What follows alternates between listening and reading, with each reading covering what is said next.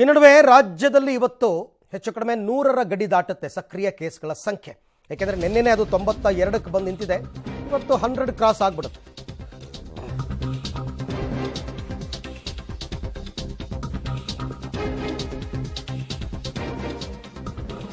ರಾಜ್ಯದಲ್ಲಿ ಕೊರೋನಾ ಕೇಸ್ಗಳ ಏರಿಕೆ ಆಗ್ತಾ ಇದೆ. ಇವತ್ತು 100ರ ಗಡಿಯನ್ನು ದಾಟುತ್ತೆ. ದಿನೇ ದಿನೇ ಏರಿಕೆ ಆಗ್ತಾ ಇದೆ ಆಕ್ಟಿವ್ ಪ್ರಕರಣಗಳ ಸಂಖ್ಯೆ. ಹಾಸ್ಪಿಟಲ್ ಮತ್ತು ಹೋಮ್ ಐಸೋಲೇಷನ್ನಲ್ಲಿರುವವರ ಸಂಖ್ಯೆ ಕೂಡ ಏರಿಕೆ ಆಗ್ತಾ ಇದೆ ದಿನದಿಂದ ದಿನಕ್ಕೆ ಅಂತಕ್ಕಂಥ ಮಾಹಿತಿ ನಮಗೆ ಈ ಸ್ಟ್ಯಾಟಿಸ್ಟಿಕ್ಸ್ ನೋಡಿದಾಗಲೇ ಗೊತ್ತಾಗ್ಬಿಡುತ್ತಲ್ಲ ಅಂಕಿಅಂಶಗಳು.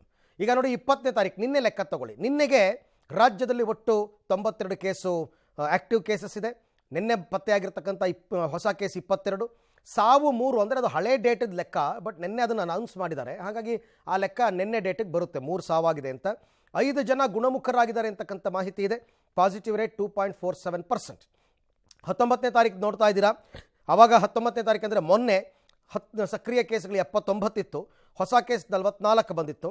ಸಾವಿಲ್ಲ, ಗುಣಮುಖ 35 ಜನರಾಗಿದ್ದರು. ಪಾಸಿಟಿವಿಟಿ ರೇಟ್ 6.09% ಅಂತಕ್ಕಂಥದ್ದು.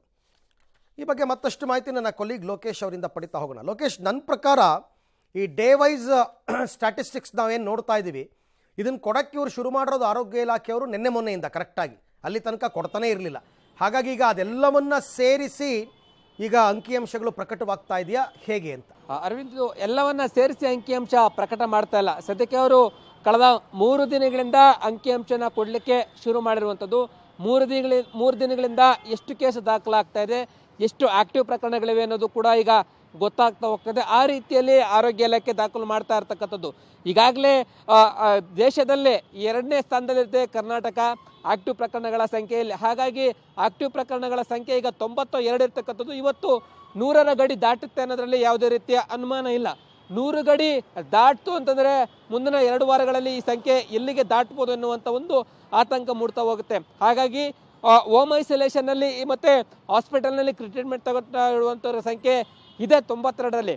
ಹೋಮ್ ಐಸೋಲೇಷನ್ನಲ್ಲಿ ಇರ್ತಕ್ಕಂಥವ್ರ ಮೇಲೆ ಹೆಚ್ಚು ನಿಗಾವನ್ನು ಇಡಬೇಕಾಗತ್ತೆ. ಅವರೇನಾದರೂ ರೂಲ್ಸ್ ಬ್ರೇಕರಿ ಆ ಕಡೆ ಈ ಕಡೆ ಓಡಾಡ್ತಾ ಇದ್ರೆ ಕೋವಿಡ್ ಸ್ಪ್ರೆಡ್ ಆಗುವಂಥ ಸಾಧ್ಯತೆ ಇದೆ. ಹಾಗಾಗಿ ಈ ಆಕ್ಟಿವ್ ಪ್ರಕರಣಗಳನ್ನು ಕಡಿಮೆ ಮಾಡಬೇಕು.